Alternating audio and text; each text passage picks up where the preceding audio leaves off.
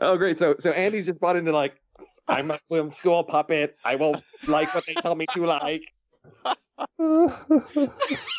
Oh, man. Welcome to the show, everybody. This is another special edition of the Next Reel Film Board, and this week we're talking about the hit CBS After School Special 42. Hit it out of the park. I see what you did there. Nice. About the brunette Jackie Robinson. Oh my God. And joined, we've got Andy Nelson. Hello, sir. Hello. And we've got the handsome and rugged Mike Evans. Greetings. Gosh, you just sound so good. And Steve Sarmento, what do you bring to the table? Sass. There. Oh, okay. I'll be sassy today. I'm sassy Steve. We've got sassy Steve Sarmento right here, and we were going to talk about this movie 42. It just came out. I think we can get in and out of here in the next couple minutes.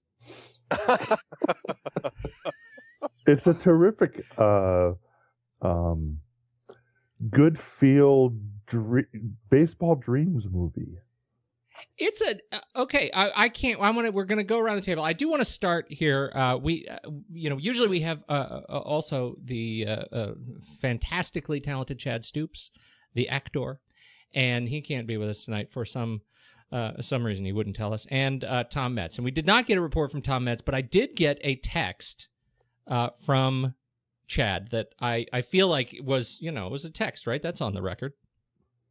Yeah, and he and I chatted earlier today, and I think our chat was probably more substantial than your text. Then I would love to hear an echo. Here, this is his text. Got to be one of my all-time favorites. Enjoy. That was the end. I mean, that was the end of it. It was a text. That was the end. I liked his Google message better. What did he say? Oh, his Google voicemail. We should talk about that because you're right. At one point, I think I heard a niner in there. I love Google Voice transactions. I can't do it because these could actually parties, and that's up on. And if I'm going to message, because it to you later today, before I got first part of Fire Orange yet, and I had to listen to my message, I apologize. From Allie. Yeltsin 223. Okay, we'll talk later. Sounds like a bad Japanese translation. Yeltsin 223. Okay. It's really code. He's like a CIA spy, and this is right? Some covert plan that has just been set into action because he sent it to you. Let me just tell you, on the tech side of things, they're going to kill Reader, and they're going to leave junk like this in my junk in my email box. Give me a freaking break, Google. Yeah. Gotta wonder. Okay, so let's talk about this. Let's talk about this movie. What do we think of it? Who wants to go first? I'll go first. All right, do it. So I'm jumping in because I know how Mike felt since he was sending me messages mid-movie, letting me know. Mike was mad. Oh, he was upset that he was sitting in the film. Chad and I think, and I'll speak for Chad because we did chat earlier. We felt pretty much the same. My first impression of the film, what a find in Chadwick Boseman. I really enjoyed him. I really enjoyed his wife, played by Nicole Beharie. I think those two, if anything comes out of this film, it's just the fact that those two have kind of, had a chance to get more presence in the screen, because I really enjoyed both of them. I think they both are mesmerizing to watch. And surprisingly, I enjoyed the curmudgeon Harrison Ford quite a bit. I have had a real problem with him as of late. Probably like at least, what was the last movie I liked him in? Gosh, it was before the one he did with Ellen DeGeneres' ex-wife. What was her name? I'm blanking. Oh, you're talking about that. What was that? 7 days? Nights 7 or days, whatever. 7 nights. Yeah, whatever that. 7 days, 7. That was It was forever ago. It was like 20 years ago. I know, and it was before that. That was the last good Harrison Ford film. And It's been a long time. Anne Heche. Yeah, nice. Anne Heche. So you're basically saying the last time you enjoyed Harrison Ford was like Witness? Is that what you're saying? It was the 80s? Well, Air Force One? Actually, no, I take it back. What Lies Beneath was the last Harrison Ford film. That's 12 years ago. That was 13 years ago, 2000. So it's been a long time. And then this film comes along, and at first I was just like, gosh, it's a little strong. But then as he went along, I'm like, I actually really enjoy his character. I enjoyed him quite a bit in this film, and I really enjoyed Chadwick Boseman and Nicole Beharie. I thought they were great. Other than that, Angela and I looked at each other, my wife, looked at each other as soon as the movie was over, and I said, I feel like I just watched a pretty good made-for-TV movie. She said, yeah, I felt the exact same thing. That's exactly what this was. It was made-for-TV movie level quality all the way through, despite having some great performances and a lot of really good supporting performances. Christopher Maloney was great. I really liked Lucas Black, Alan Tudyk. John C. McGinley, I thought, had a great little character. I enjoyed all of the performances. It's just the script and the story itself was just so made-for-TV movie. I think you're being generous on the script. No, it's an interesting biopic. You get this sense of this person's life. It feels like a made-for-TV movie. Everything about it just felt like something you'd see on the Lifetime channel. I agree with you completely, and that's exactly what. So I said ABC After School Special. That's what it was. ABC. But life, I actually sort of. That's Lifetime. I've actually amended my feeling to be more Lifetime movie of the week. I think that was the level, and when you say throughout, I think you're absolutely correct. I mean, the writing, the acting, the directing, the way the cameras were set up, the way the shots were taken, it was almost agonizing that it wasn't on broadcast television and something that you would just watch. It was a feel-good. It was a very, very feel-good movie, I felt, throughout the whole thing, but it was very candy-coated. I mean, there was no archival footage throughout any of the movie until the credits. There was, which I think they had ample opportunity to do so. They were, none of the characters were deep. I think Harrison Ford's performance was what it was because he was trying to, be true to the person, the historical person. Because I felt some of the dialogue and some of the ways that he was acting was almost felt a little not Harrison Ford. I mean, I knew it was Harrison Ford. It was funny because I didn't know he was going to be in this movie going into it. He the first time he's on screen and he gives that little smirk that Han Solo gives, it's like, oh, it's Harrison Ford. And throughout the rest of the movie, it was like, it's Harrison Ford, and he's doing a pretty good job of this. I'm assuming trying to play this character a specific way, the voice and the mannerisms and the speech and such like that. And I felt that was almost the way on every one of the characters was. They weren't. This wasn't an adaptation. This was we're trying to paint everyone in the best light.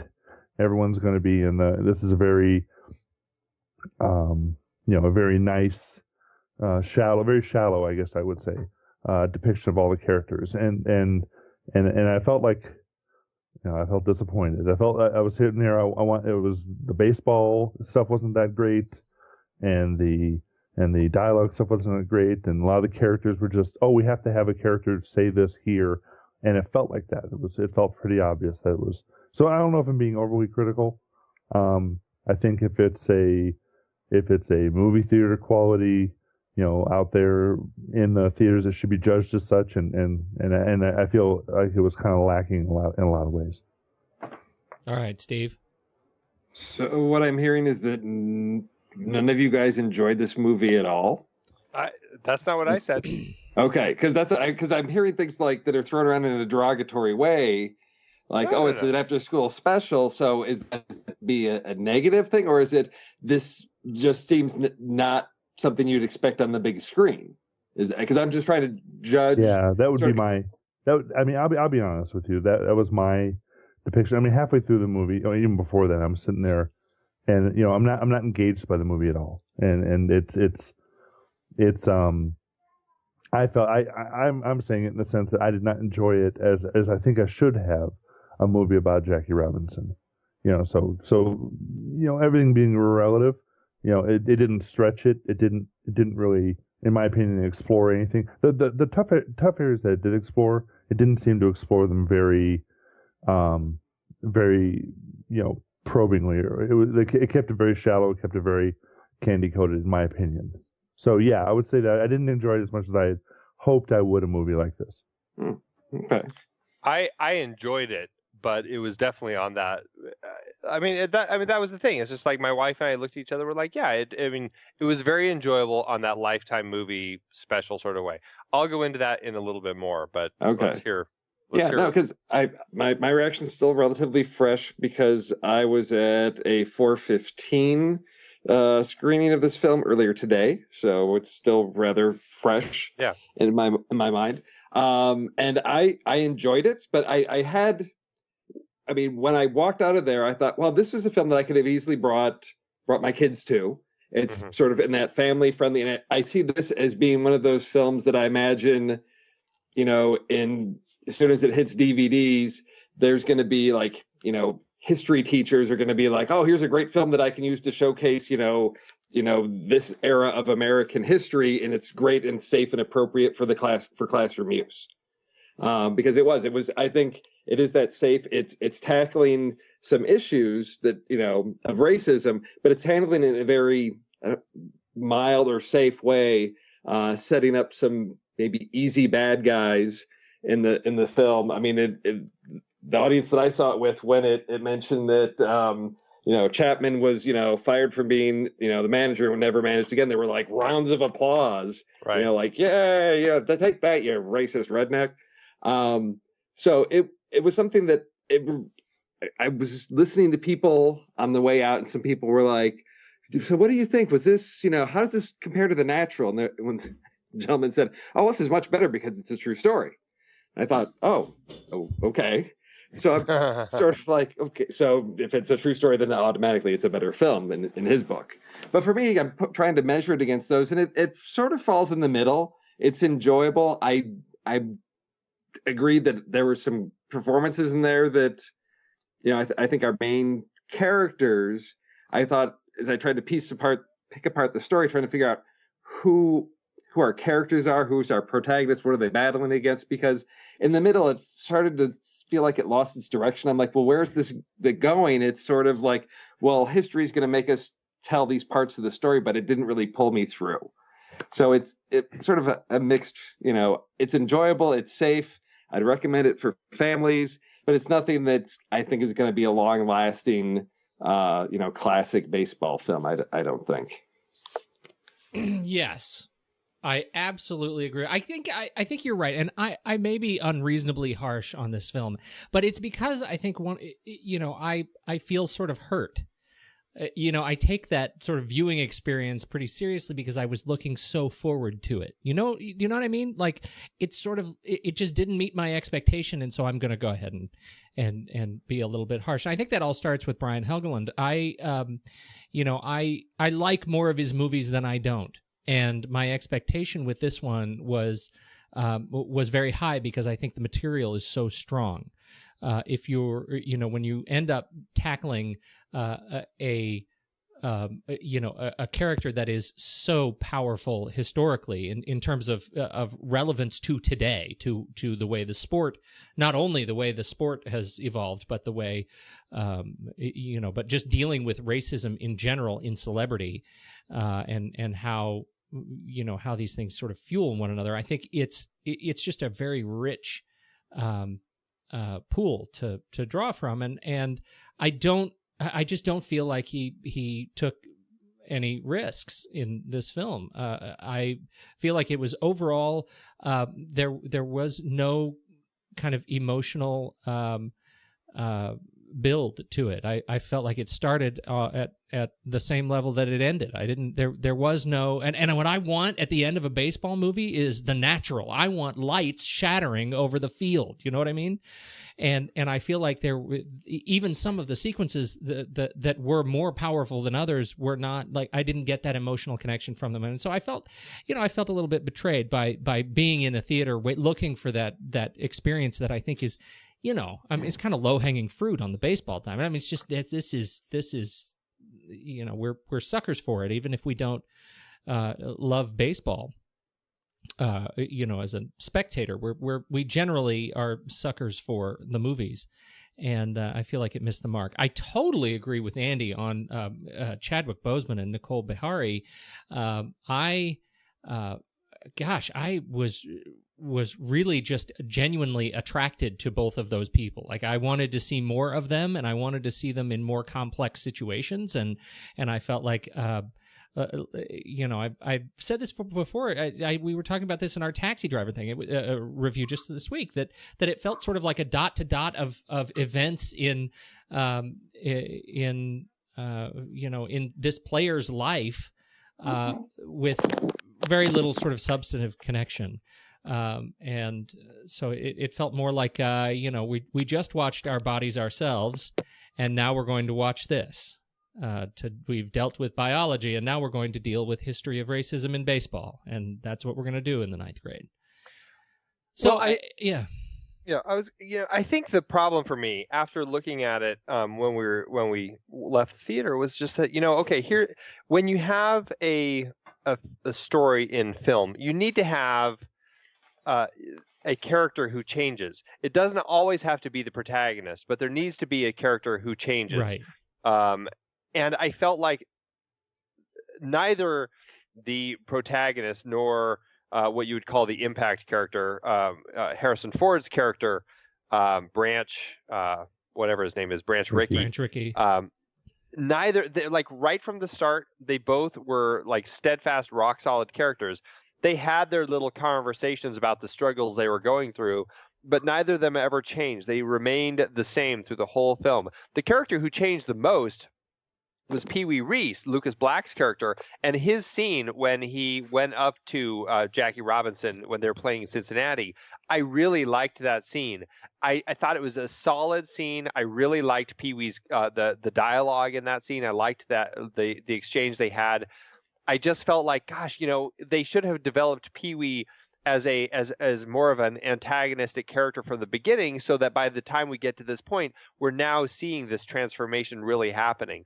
It never happened, and because there was never really a big change in any of the characters, and that was what really I struggled with. Even the manager of the team, not the manager, that was Christopher Maloney, and who had a great little part in it, but the coach of the team, and I'm blanking on his name right now, but whoever the coach was initially, it was the coach of the Montreal team when he was with Montreal, who initially was kind of racist. He had the derogatory remarks.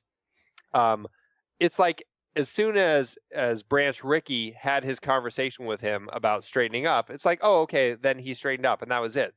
There was no conflict. Yeah, exactly. That was the frustration I had with the whole film. Is like the conflict never developed into anything interesting, and we never saw the protagonist have to deal with the conflict in a way that felt like by the time we got to the climax of the film, which was, gosh, this pitcher pitching to him, it fell really flat.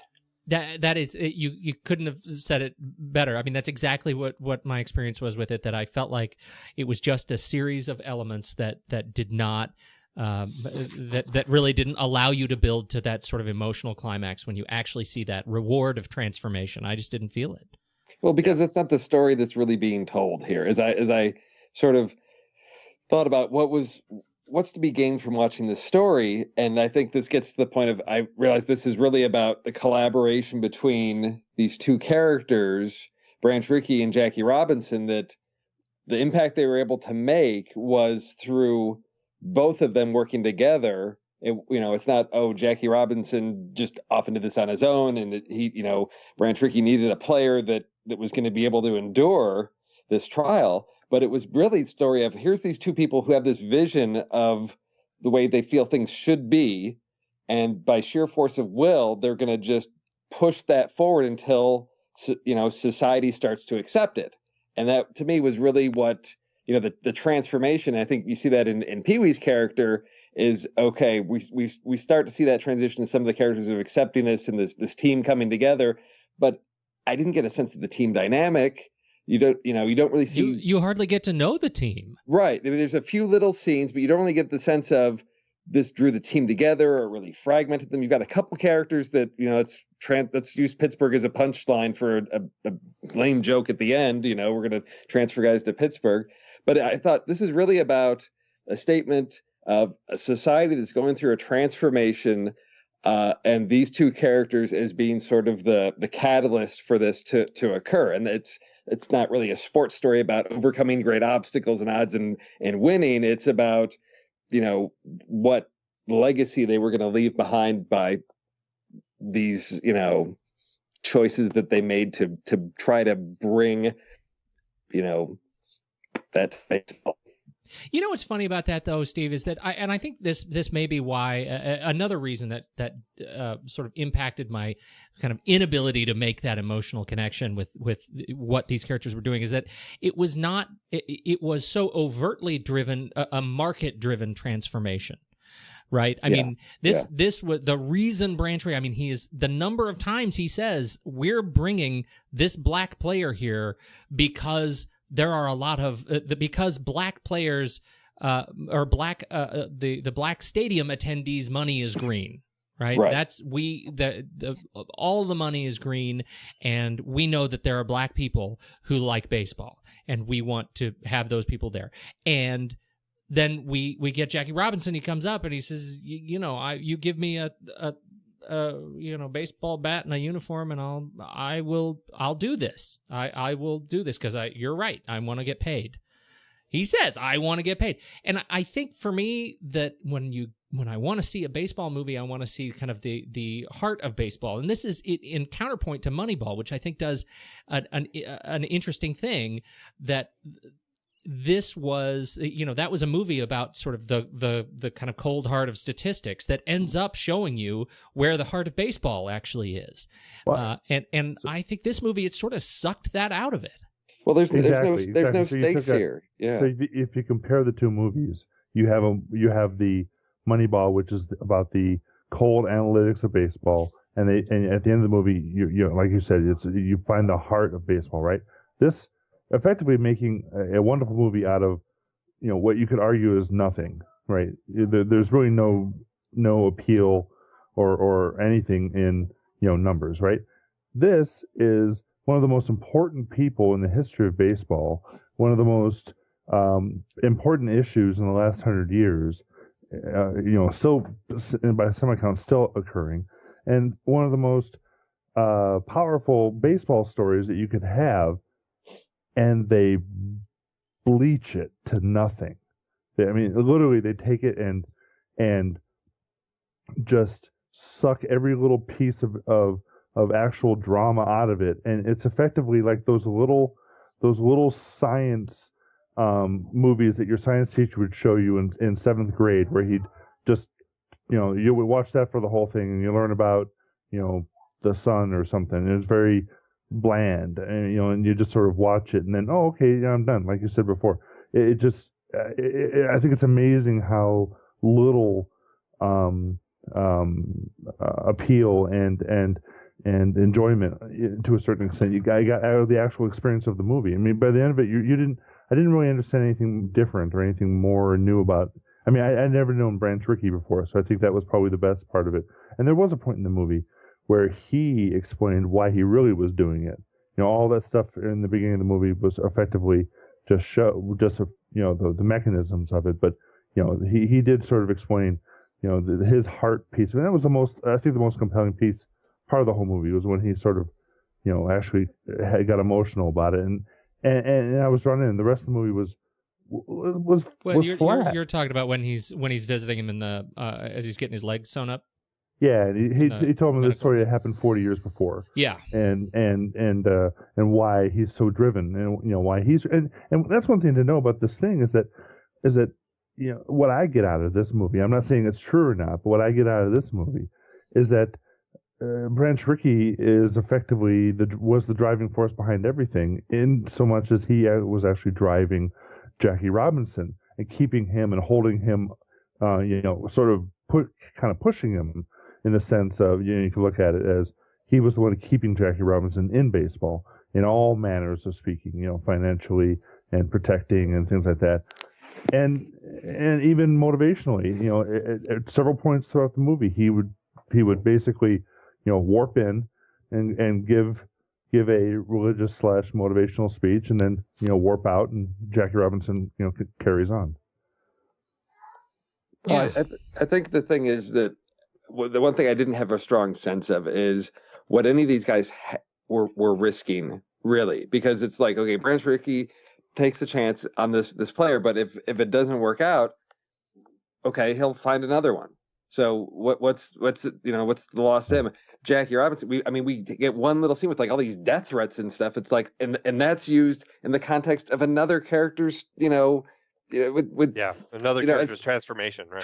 Transformation, not his. Like, oh my gosh, I'm risking all the safety of my family by continuing to play. It's just like, now he goes and he plays, and even the last game we've got Branch Rickey in the empty stadium listening, and like that's that big building. It's like, well, if they didn't win that game, they didn't win the pennant, but okay, what would have been lost then? It was like, well, there's another year. It's baseball. There's another season. There wasn't a sense of we have to do this or else we're going to lose the team. This is a tremendous failure. There's what has anybody got to lose?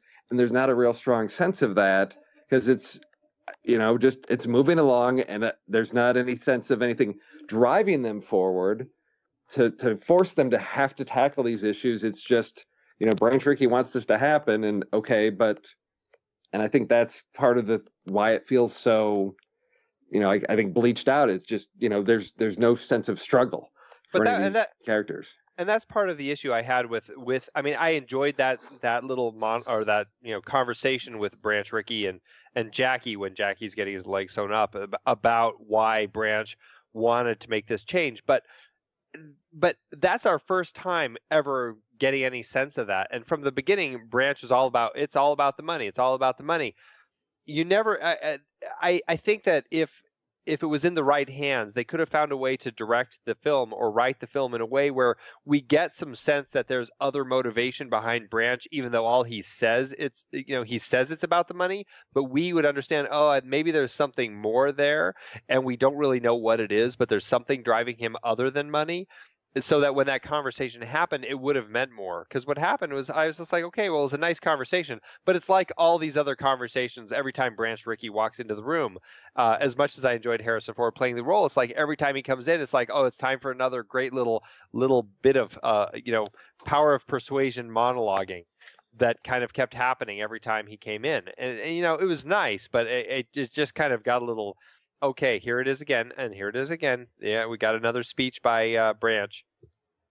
So that was what was frustrating for me with that character, is I just didn't get a good sense of any growth. And going back to what I was saying earlier about how you need to have a character who are really understanding how they grow and change over the course of the film, and there were characters who changed, but we never really followed them, and it's just like we see change happen, but it's too late. Yeah, I think it's definitely bottom heavy. I'm sorry. Yeah, go ahead, it is. What, Mike? Sorry, you mean the ones that get sent to Pittsburgh? I mean, the only characters No. Any I of saw. The characters. Yeah, well, the characters who change. I'm saying, we see Pee-wee change, but we never get to really get a good sense of his struggle with that change, but right? Except for the one scene when he's meeting with Branch, and then he kind of makes his mind up, and everything is good then. Likewise, we see the coach of the Montreal team. We see a couple other players, like that pitcher who wanted to be traded away because he didn't want to play with Jackie, finally coming in and saying, I don't want to be traded anymore. And there's those moments of change that we see in the characters, but we don't get enough of the actual struggle that they have to go through of dealing with this. And so that's what the point I was trying to make sarcastically, though, is that the only how'd that go for you? Well, yeah, because apparently horribly, but the only characters that you see change are the ones that were effectively the antagonists in the minor antagonists in the movie, and which then is fine. And basically their only change was shipped off to Pittsburgh and quietly. No, not true. But Pee Wee Reese wasn't an antagonist. He was the one who wasn't going to sign the document. He's the one who was a apathetic, if you want to say. He was a middle of the roader, right? He had not established himself as an antagonist throughout the entire movie, and so at the end of the movie when he shows him, because there's the conflict in the city and the history, he comes up and he makes a statement that the path for his character to travel to that point is much smaller than it would have been if it had been one of the other characters that had been initially antagonistic against him. So even the redemption pieces in the movie weren't that far. They weren't that high. They didn't have to go that far to get there. No. Right. The player the pitcher that gets transferred to Pittsburgh, that would have been a more dramatic and dynamic, transformation of. Because it would have been great because it goes right back to the beginning, because that's the first sort of interaction is we get to see Jackie Robinson. He's it's spring training and it's like, okay, he's his first at bat and he's facing this pitcher. There's this rivalry there to see that work itself out. Now, I don't know how tied to history they felt, and that's always the risk of this is, well, you can be true to the facts of what happened. That may not always be the best story to tell to get the point across. And that was the thing I wondered about, why this story, why now? What is it that the filmmakers are trying to say? If anything, to America as a society with this story, is there something we're supposed to take away from it given what's going on in our country right now? Or is it just, here's a nice little historical thing, we like baseball, and here's an important figure that we shouldn't forget, and let's bring this back up for generations that may not know who this person is. And that was the thing that I found really interesting in the beginning, was this whole narration and newsreel stuff at the beginning to sort of hey, for those of you that don't know anything about American history, here's what was going on in America at this time, to just give this background of everything, because you may not have a clue about what the whole World War II and racism in America at the time, which I found a little odd way to introduce the story, with that just very direct exposition at us, as opposed to weaving it into the characters, which may have given us a little bit more of that transformation to some of them. Well, I think maybe I feel like I'm the strong voice on maybe the down, maybe I'm down in this movie a little bit, but it seemed like they didn't really write this movie to really transform or to really explore anything. So for example, when you were saying that, the first thing I thought of is they're telling you what they want you to think. The movie writers are not bringing you along from one spot to another and telling a story and having you sort of transform your mental state with the movie, right? They're saying, this is what we want you to think right from the get-go. Even Branch Rickey's character, the first thing we see is he's making the decision to do this, and then we find out why, right? So everything is sort of it's very flat in that sense, but they're saying, this is what we want you to think, this is what's going to happen, and look, nothing in the movie really contradicts anything that we said. Okay. All right. Yeah. All right. I think I think for me your point is it kind of comes home that when I look at a great biopic, I feel like it's a film that contributes to the general sort of accepted body of knowledge, and I feel like this one comes out as more of a high level summary of some things we already knew. And it doesn't really take a stand in any way, shape, or form apart from having these character actors parade around in a suit of racism, and that's kind of where it hits for me. I had the most trouble, I think, with Harrison Ford, and I don't know. I had to come home and do the math, right, because Harrison Ford is 70 right now, and Branch Rickey at the time was 67. So Harrison Ford is 3 years older than Branch Rickey would have or was when Harrison Ford was playing him, and Harrison Ford still didn't feel old enough. It felt like he was playing. He was like putting on this character rather than like it was forced. Like he just wasn't quite right. And what I wanted to see in this Branch Rickey character, if you look at him, I mean, man, it's Edward G. Robinson. It's obviously we don't have the luxury of Edward G. Robinson, but it just was not it. I couldn't get over that. Mike, I think it was you mentioned the smirk. I could not get over the fact that this was Harrison Ford acting like a major, historical figure from the era, and I couldn't. I couldn't get past it, and so I had real trouble with that. And I think for me, every time he paraded across the screen, it sort of took away from the other characters that I thought were doing a good job. I've talked about Chadwick Boseman. I felt very. It was that same experience the first time I saw. I need the pronunciation police. Chiwetel Ejiofor. Chiwetel Ejiofor, yeah. Look at you, show off. The first time I saw that guy, I thought I can make a connection with what he has done. I think the first thing what was the first thing I saw was the Serenity, probably. I hadn't seen him before then, but since then, just about everything I've seen him in, I have just really, he's a guy I want to continue to see grow, and because he's just fantastic. And now I feel the same way with Chadwick Boseman and Nicole. I don't have it open. What is her name? Anyway, those are characters I think did a great job with material I think that was not quite at their ability. I wanted more of it.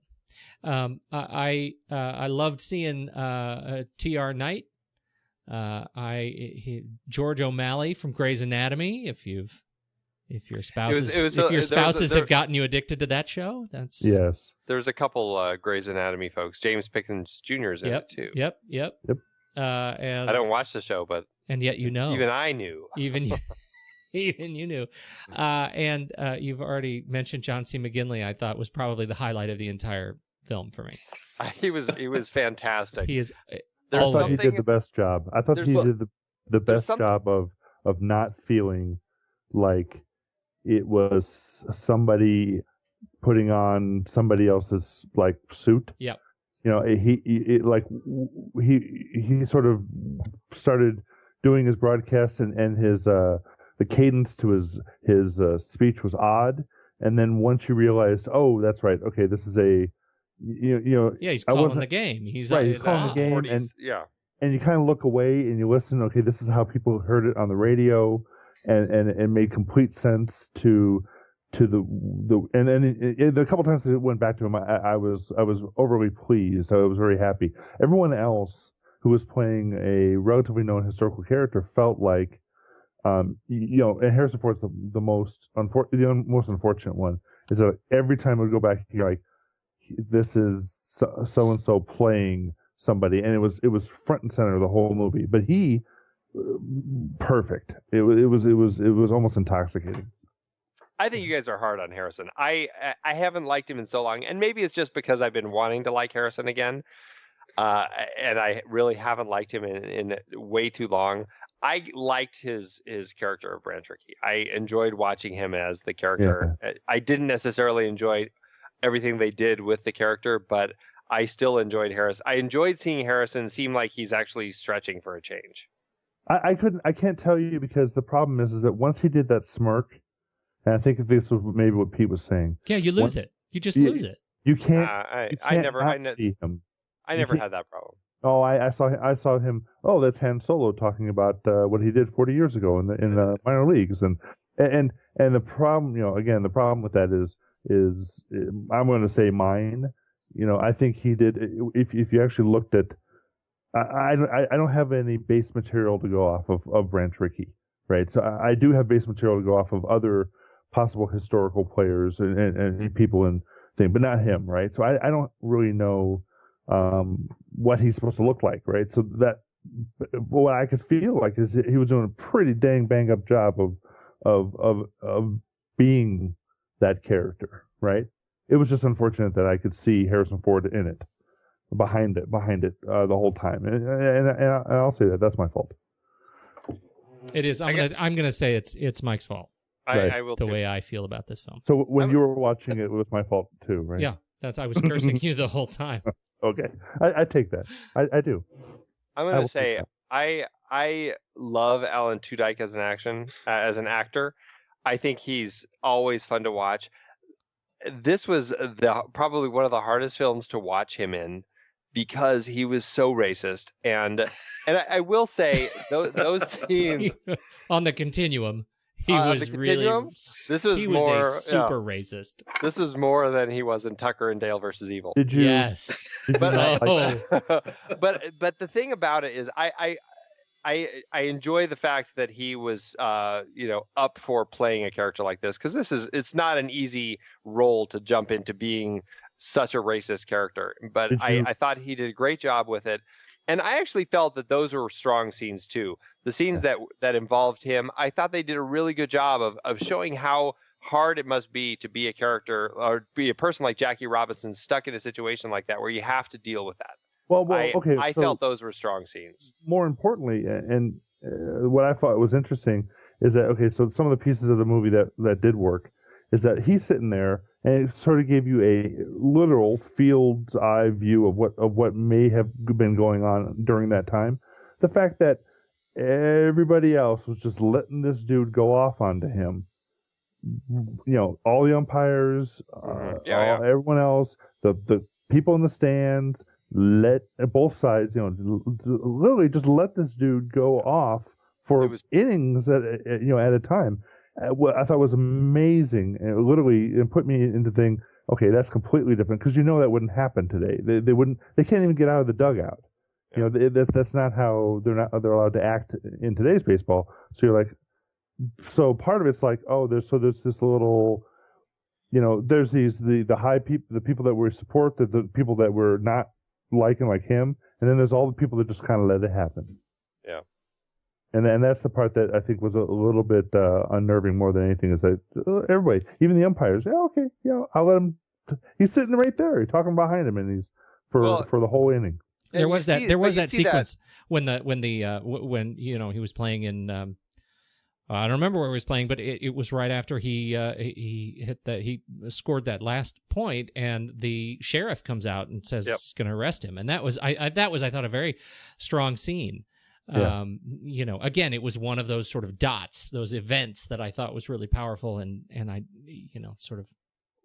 Well, and all of those fit together, because likewise, the same thing with the umpires. I think the first base ump, when he makes it to first, but the ump calls him out, is the same situation. Right. And when you realize that everything is working against him, I mean, it really paints a very interesting picture of what it must have been like playing then.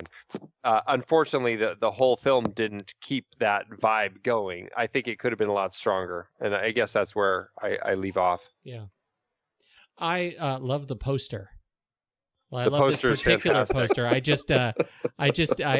shared it with you. This is the one from the Refinery, which we've talked about on the show before. The Refinery has done what is the word? 10 godzillion posters for everything, and in this case, it's Jackie Robinson sliding into something, but they've turned it on its side, and so it looks like he's falling through the dirt. It's just fantastic, very dramatic poster work, and so that I really liked. How's that? Or jumping up in triumph.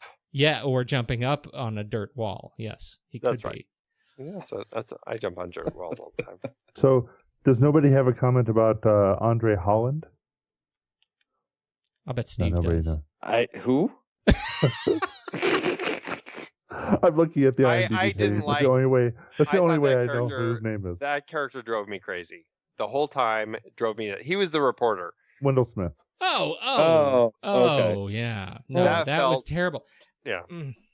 Can we talk about that? It was totally a TV movie character. Let's talk just about that character and the service that character and the continued sort of reportage voiceover served the film. I couldn't stand it. It was like that. That was I thought it was a terrible choice. I tend to be fairly anti voiceover anyway, but this was just the epitome of silliness. Yeah. Well, it started off with him narrating, so I thought, oh, okay, here's somebody that experienced it firsthand.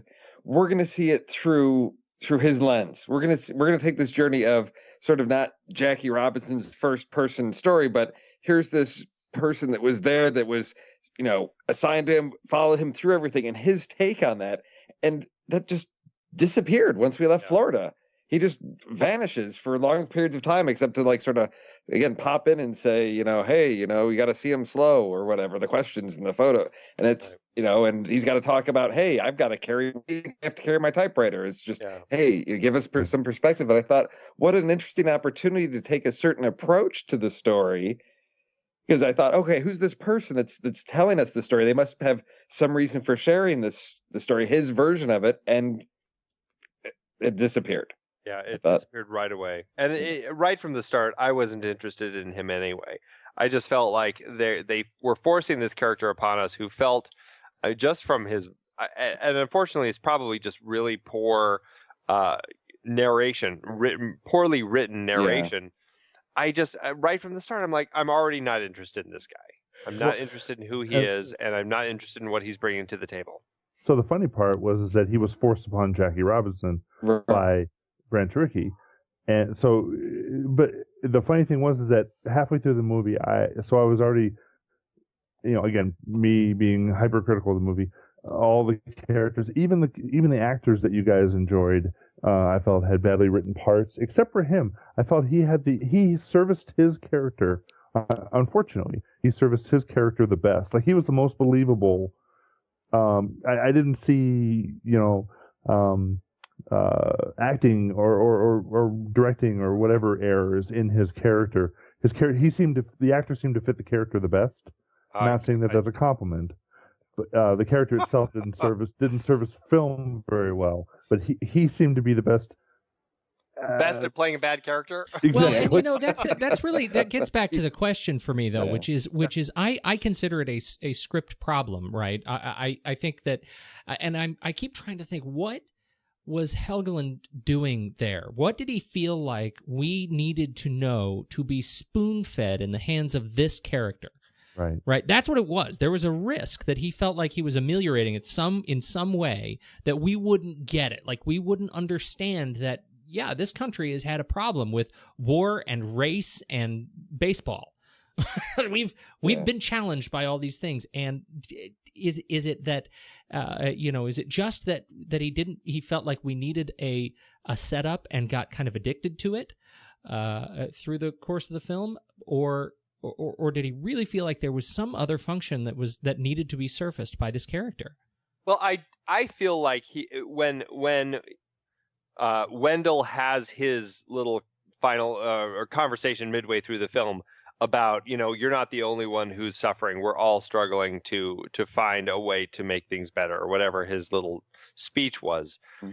That was why I felt that his character was introduced. It's like, it's not just about Jackie Robinson making a place for himself. It's about every one of these African Americans who's trying to break through in whatever field they're in, whether it's news reporting or sports reporting or playing baseball. And they were all struggling, and they all had their own issues that they had to deal with. That was really, but it only comes in at that one point in the film. And that's why I think it's a big failure on the part of the writer and the director, one and the same, to actually tell that character in a way that is functioning properly for the story. It's the same mechanism as Branch Rickey warping in and giving him a Methodist reference to what he needs to do. I mean, it was the same thing. It's like, okay, the character's getting depressed, and it's at a point where he might be losing his will to stick to keep fighting. Zoop, warp in something to, whether it be his family or this Wendell character or the Branch Rickey owner, and make a couple comments. Oh, I'm back. Power back up. I'm ready to go, and back out at it. It's like, I think it was an appropriate statement. Like, yes, Jackie Robinson is not the only person who's dealing with this. I just felt that the way that they did it was very clumsy. Go ahead, Steve. I was going to say, what I'm hearing from everybody is that there's just if it comes down to story, there's way too much telling us what we're supposed to think or what these characters need to know, as opposed to them showing it to have characters realize things. And it just popped into my head. We're talking about Brian Tricky, but let's have him narrate a story about, look, I saw some kids in the Sandlot playing, and here was a white kid pretending he was you. Okay, that's great information. Why didn't we see that white kid pretending he was it? Why didn't we see it? Absolutely. Yes. Yeah, and exactly. I think that's what I'm hearing is from a lot of these things. It's like, okay, instead of having Wendell explain, and he's gone. Yeah. That this is. There he is. Oh yeah, Who's gone? I'm here. Right. Yeah, well, I hear you. On my end, you had a like a 5-second gap. Oh, no, that's you. That's just totally me. Yeah, that's all on you, Andy. You should check your computer. I think I was just abducted by aliens. Actually, no. It's called Windows. I'm feeling a pain in a few interesting areas all of a sudden. Okay, Andy, it's called Windows 8. Yeah, but I think it was the with Wendell, it's like since we're talking about him, he's there to just keep delivering this information to Jackie Robinson that's why his character exists, because I have information that this character needs to know and the audience needs to know, and this is the only way that this writer found to get it to us was, let me just have this character spout this information because these people need it, and now the story can move forward. And I think that's sort of what I'm hearing from everybody is it's just too much telling us this information, and it's not creating engaging dynamics between characters and moving the plot along. I wanted in that light. I think you're exactly right, and I feel that way. And the problem that I think comes to this idea of complexity in terms of the number of characters that they introduce with a story to tell, and what I think the sort of journalistic narrator does a disservice to Jackie Robinson's wife, and I felt like she would have been a great vessel to really explore even more of these sort of I'm a partner in this racism kind of storyline than this kind of appendix or this sort of dramatic remora who was just kind of sucking on the storyline every time we turned around in not a terribly useful way. And I think we could have I could have used a lot more of the Robinson couple dealing with this together. I thought that was a big point to me when he was rescued from the house that first that second night right after spring training, and they start getting the death threats, and so he says, don't tell Jackie, go get him and take him, drive him someplace else. And so they do, and that was my Branch Rickey. You could have done it. I could have done that. I think you missed. That's okay. We just have to fuzz your eyebrows up a little more. Right. Yeah, exactly. I was squinting. Is that not enough? I thought that's what I was supposed to. So then he tells him that you're this is a death threat, and he laughs and kind of says, I thought you were going to cut me. And I know that the intention of that scene really sort of, I kind of internalized the intention of that scene is to show just how strong Jackie Robinson is. At the same time, I think we miss that comes at the expense of a place to demonstrate the struggle that they're really going through. Yeah, I got that. It was that getting kicked out of baseball will be a fate worse than death. Yeah, right. I mean, yeah, it's like he's like, okay, yeah, you can kill me, but don't kick me out of baseball. Don't kick me out of baseball. But remember, at every point in the movie, there are people having to warp in and push him to keep him in baseball. So, were there really? No, wait a minute. Were there really? I mean, I get that there were people who had that storyline, but I never once got the feeling that Jackie Robinson was going to quit baseball. I got the feeling that he was really mad, but he didn't need those people. He was going to go back out there and play ball. He was a baseball player. No, actually, the overall impression I got was that without those people, he would have gotten very, very angry and gotten himself tossed out of baseball. Yeah, well, that may be true. Because even though it was never demonstrated, he had an anger problem.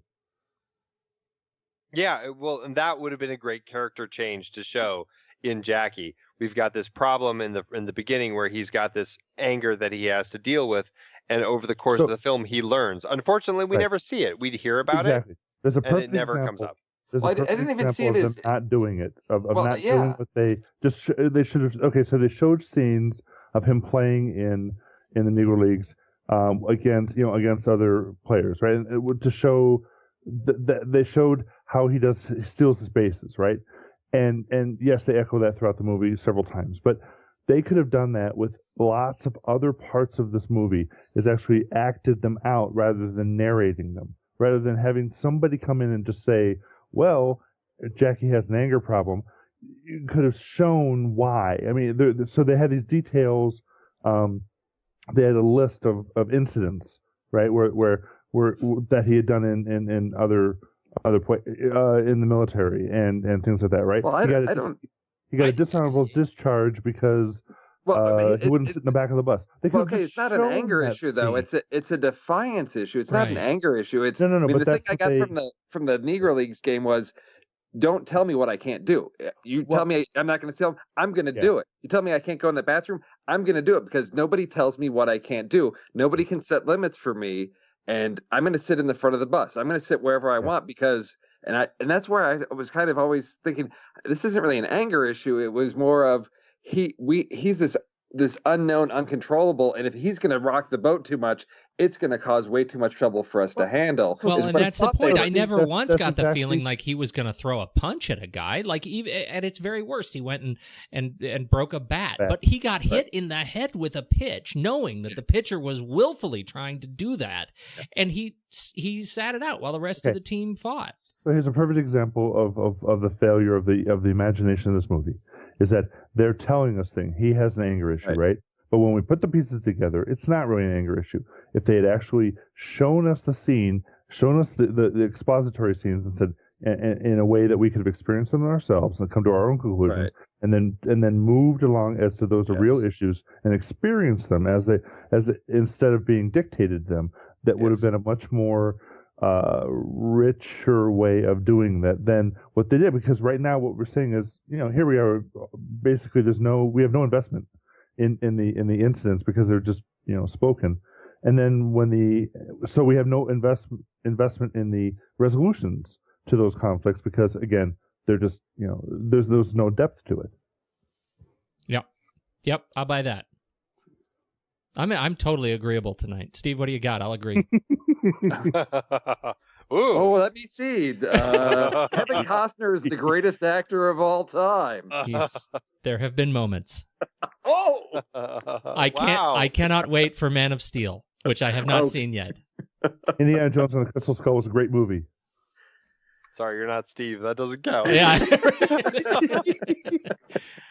I think we're all just in agreement. This was sort of a movie with potential. It's a movie with potential. It let us down. It told us too much instead of showing us. It didn't take us on a journey. A story was told to us, and it played it safe all around. Blah, blah, blah, blah, blah. Yeltsin, 233. Okay. That's it. I'll tell you, the thing that I got out of this film is because of it, I learned that, and I don't know how I didn't know this, but in 1950, there was a movie made called The Jackie Robinson Story with Jackie Robinson actually playing himself. And because of this movie, I now want to watch that movie. Yeah, that's the truth. Yes. That's the palate cleanser. That could possibly be the most horrible or most damning way to review this movie, is that because of this movie you would like to go see another movie named after the same, that covers the same area. That's right. That's bad. Well, okay, so Brian Helgeland both directed and written it. Is it and he's written some other stuff. And Pete, I gotta disagree with you on Brian Helgeland. He has done very few things that are any good. L.A. Confidential is like the thing that he's done that's good. No. I quite liked Green Zone. I liked Payback. I liked Man on Fire quite a bit. I loved Mystic River. Come on, man. I mean, the guy is not a terrible writer generally. He's let's go back. Not John August. No. Let's go. John August has a great blog. let's look at the stuff he's directed though, because he directed this one as well. Yeah, he's only directed a handful of stuff. A Knight's Tale, The Order, Payback, which is a straight to video, Payback straight up was the director's cut, yeah, and a Tales of the Crypt episode. So it's like, he hasn't probably a real one in like 10 years, The Order, and Knight's Tale, which was fine. So part of this, I think, was he's sort of eating his own lunch, right? I mean, he wrote it and he's directing it, and he putting softballs up the whole time and didn't really, make this, even if it was a well-written screenplay, which I don't know if it was, he didn't squeeze anything out of it or take it any place where it needed to go to tell a story. I mean, I think it was just remarkably unimagined. Yeah, but you're saying that that's a result of him not being able to interpret his own script? No, you have a screenwriter, and then a director can take it, can often take it and sort of squeeze more out of it than you can get. I don't think he got anything out of the actors and their characters. I don't think he, as the director, I don't think he directed it well. So if we yeah, and I would say that the best movies that I think he's been involved in are not the movies he directed, for sure. Right. Exactly. So I don't know if it's an issue with the. I don't want to attribute it to the script only. I want to say maybe it's a possibility that it's because he also directed it that is the real reason that this just felt so flat. Yeah. Well. But I could be wrong. No, I mean, I think it was. I'm going to go ahead and lay on the script. I mean, just feels like it was just sort of clumsy to me. But I'm not going to disagree with that. Yeah. All right, Andy, I'm sure you have one more thing. Nope. No? What? Right. What are you guys looking forward to this month? What's anything coming up? We're hitting into the season. What are you most excited about for the month of, let's say, April, May? Come on. Nobody's, that's total softball. Oh, it's tough to decide because we've got Star Trek. We've also got Now You See Me coming up. Yes. Two very exciting films. I'm nervous to mention Now You See Me after this movie. And after our distinguished the film run, board curse. This is the film board curse. That the most recent trailer of Now You See Me looks just terrific. Makes me even more excited about it. Well, I know, Pete, you're excited about what Oblivion comes out in another. I am. Weeks? I'm very much looking forward to Oblivion. See, I'm gonna agree with Andy, and I'll take Elysium over Oblivion. Well, I'll take them both. I mean, come on. Why must? And then just throw choose? Pacific Rim into the mix, and you're happy, I'm sure. I'll tell you another one I think that's worth looking out for. I think this was one of Andy's trailer picks. Was Mud. I'm very much looking forward to that. Yes. Yeah, I think that one looks very exciting. With I'm sure what's his name will have his shirt off. McConaughey. We can't forget Iron Man 3 opening right at the beginning of May. Nope, May 3rd. May 3rd. That's going to be very exciting. There is The Great Gatsby. Yes. This is good. This could stand up to be a really good season. Yeah, I just reread that, and I'm quite looking forward to it. I don't know if I'm looking forward to Hangover Part 3. I am looking forward to Before Midnight. I enjoy the two. Wait. Which one is that? Before Midnight. What? It's from Before Sunrise, Before Sunset. Now the third in the series. Yes. Oh. Okay. All right. What about this Kiss of the Damned? Good. I just saw the trailer. I actually just saw Evil Dead and saw the trailer for this for the first time. And Rob Zombie's films, I've only seen one of them, and it put me in such a bad place that I have not seen any of his other films, and I definitely will not be seeing this one. His films are really, truly just very horrifying. Well, okay. Yeah. The line must be drawn here. I will say that I just saw the trailer in the movie in 42. I saw a trailer for Rush, which I had not seen. Yeah, right.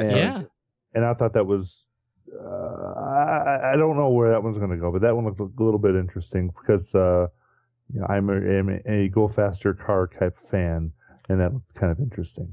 Yeah, I actually I had not seen that one either. It looks really good. Another true story. It's got to be better than Ron Howard's last film. Wow. Oh, how the mighty have fallen. Silence. He got... Did everybody cross themselves like I did? Go ahead, Andy. Give us a pitch. No, it just looked horrible. Well, I think the sign of where Ron Howard's career is going is that I've just been seeing a lot of stuff on the internet about, Willow, back on DVD and everything. Like we're having to go back to Willow to try to, get interested in his film career again. Really? That's wow. Okay. The dilemma, aside from looking like a terrible film, just got so much bad publicity because of the trailer problems that they had. I never was interested in the film to begin with, and the trailer obviously didn't sell me on it. I don't know. I hope he can find a way to do something good again, because it's been quite a while as far as I'm concerned. Actually, Frost Nixon's. I'll give him Frost Nixon from 5 years ago. Oh, that's a good point. That's even a sleeper in my own collection. I enjoy that whenever I watch it. Yeah. As kind of overwrought and inflated as it is. But then, it would have to go all the way back to Apollo 13 for me to really enjoy something. Well, I tell you, I am interested in, and I think it's now on video on demand, Upstream Color, because I think on the 5th it was just in release in New York, but I think you can now purchase digital. You iTunes it? I think you can iTunes it, or if you want your money to go straight to the filmmaker, Shane Carruth, I believe, set up on the film's website. You can purchase straight from him the film on a digital version, and then it's got the soundtrack and all of that stuff. So that's one that I'm strongly considering just purchasing from there, because I don't know when or if it's going to come to town. Yeah, you can pre-order it on May 7th on iTunes. Okay. If it's on Carruth's website now, I don't know, but okay. May 7th. And speaking of that, didn't Terrence Malick's new film To the Wonder just opened today and came out digitally today as well, or yesterday, which is surprising, but nice to see that they were moving in that direction with it. So there were a bunch of movies last week that we have talked about and have opened. I mean, we talked about It's a Disaster. I haven't caught that yet, but that's high on my list. We need to go. That didn't open yet, did it? Yeah, it opened on April 12th. No, did it really? Huh. I guess you're typing to check. I hope your computer holds up under the strain. Wow. Oh, you know what? I was thinking of I totally was in a different disaster. I was thinking of the you guys. No, I'm thinking of the one with all the stars playing James Franco. Themselves. Yeah, that's what I was thinking of. No, we've never talked about it, and nor will we. And this segment will be redacted. No. So did you see that the trailer for that one it's at James Franco's house? Yeah. Yes. Yeah, that's why there's all that garbage that was on in their neighbor's yard. That's why all the neighbors are mad, because he actually was filming. He was filming a movie. and it was loud, and he was destroying a bunch of things and making trash. So when you look at the trailer, you're like, yeah, I'd be pissed if that was in the front yard too. It's in the service of art, neighbor. Yeah. Oh, it's horrible. Okay. Well, I got nothing else. You guys have anything else? What do you? Let's flick chart it. Oh God, totally. This will be quick. Oh, here's a great baseball one. 42 or the Sandlot. Oh, Sandlot. Yep, yeah. Sandlot. Everybody's going there. Do we really need to flick chart it? Yes. 42 or the Parallax View. Parallax View. 42 or Major League. We got a nice bit of baseball stuff. Oh, yeah. Major League. Yeah. 42, Pritzi's Honor. Oh, Pritzi's Honor. Pritzi's Honor, yeah. 42 or Strange Days. Oh. I'm going to say Strange Days only for the credits. Oh, because I can imagine 42. Because if I could just cut all the bits out of Chadwick Boseman and Nicole Beharie I would just be happy watching those two. It's actually a relative comparison because the credits on Strange Days aren't nearly as long as Nicole Beharie and Chadwick Boseman. That's right. Yeah. No, I have to agree with 40. It's one that I could see, although there are issues, it's not one that. It's one I could put on and the family would be around. Exactly, and it's a fine, safe film, and the story moves along, and we can nitpick, but there's nothing objectionable, or it's nothing that I would hate to be forced to watch again. It's enjoyable, just flawed. So 42, my vote. Okay. Mike, it's all on you. What are the options again? 42 are Strange Days. There are only 2, Mike. I know. I'm going to say Strange Days. Oh, wow. So we're at a tie. So I thought it was a decider. Here's the problem, because Tom would definitely choose Strange Days, and Chad would definitely choose 42. But we know Chad saw it. We don't know if Tom saw it. So we have to go with Chad's vote. Okay. So, That's right. We do. Way to go, Tom. Besides, I'm pushing the button, so. See, 42 or The Fifth Element? I knew it was coming down to this. Fifth Element. I don't know. I want to hear what Andy says. Andy, what do you think? I don't know. I have such a hard time stomaching The Fifth Element. I don't know. I might pick 42, actually. I think that I knew you were going to pick 40 because you really, you have a real visceral hate of Fifth Element. I think you said you might pick 42. What are you actually going to pick? It's like looking at a garbage can full of used wrappers of 42 DVDs. Birthday party wrappings is what it is. It's really pretty to look at, but it's just a bunch of scraps. Yeah, I'm going to support Andy on that because although I have a love-hate relationship with The Fifth Element, there's some great parts, but there are other things that just are painful. And most of it. 42, yes. Are you guys kidding me? Most of it. No. Oh my Lord. I just can't. It's the Fifth Element. It's just Chris Rock just grates on me so much. Whereas there was nothing that really. There's nothing that grates on you in 42. Exactly. So you'd rather have? Oh my Lord. You'd rather have middle of the road versus highs and lows. Come on, Chadwick Boseman. Yes. You gotta look at Mila. Oh yeah. Yeah, I'm gonna say it. Sure. Yeah. Okay. Mila. No. Yeah. My vote stands. Fifth Element. Right. Resident Evil. That's my vote. Re-rank. All right, that was good. So what's our number? Yeah. Where does that put us? Wait. 42 or Alien Resurrection? Ooh. Alien. Ooh. So it's like Flick Charts Again, adapted. I'm going 42. It's like Flick Charts adapted.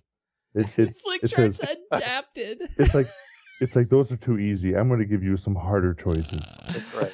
Alien Resurrection. Come on. No, it's 40. It's 42 because you guys got to pick 42. No, I like the Alien Resurrection better than 42. Oh wow. Yeah. Pete, it's all on you now. Pete, it doesn't matter where you vote. He's going to vote whatever he wants anyway. Yeah, I know. You know Windows 8 is taking over. I think it's. I genuinely have trouble with this because I may not like it as much as the other Alien movies, Jean-Pierre Jeunet twist, but it's less. All right, I'm going to go with 42 on this one. All right. That's crazy. 79 out of 83. What's below it? Alien Resurrection, The Fifth Element, Strange Days, and Rush. Rush has yet to be beaten. That's right. It's the lowest of the low bar. Oh, Pete, you just jinxed it. You know what's going to end up below it? Now you see me. It'll be interesting to see where the crown goes. That was when the show was called Movies We Like, and I think Andy and I were not as hard on that movie as we could have been had the show not been called Movies We Like. Right. If we re-reviewed it now, it would. I think we would be more honest. But at least it couldn't get any lower than it is. No, the only thing that stands is its Flick Chart ranking. That's right. I hate that movie more today than I did the day we reviewed it. Yeah, probably true. Good talk, everybody. Thank you so much for joining us. Everybody who is listening to the show, we encourage you to stick around. The next movie we are doing as a group is going to be, Andy, is it Now You See Me?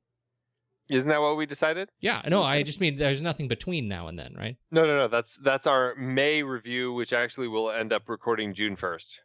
Right. Because it opens May 31st. All right. So we sneak out of one that way. So we have a good month of May of some good movies, and we'll have a lot to talk about on June 1st with Now You See Me, and that'll be right in the middle of a series I'm really, really excited about.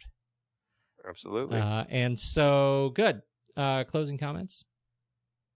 Andy, anything? I think I said all my closing comments. You said all yours. Steve, anything? Yeah, that's no use beating a dead horse. Mike? I hear there's a I hear Steve has a dead horse you can beat. I would enjoy that more than this film. Wow. All right, everybody. You can find the film board at thenextreel.com, and you can see the movies that all of us have gathered to really a list of really horrible movies that we all have been really lucky enough to talk about.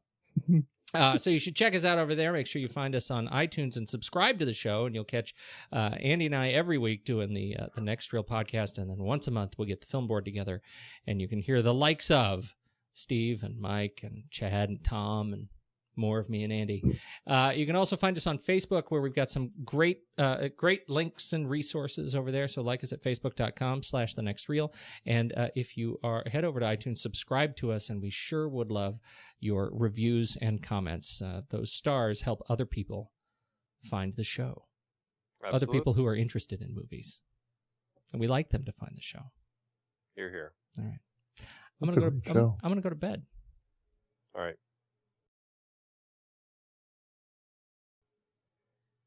See you later.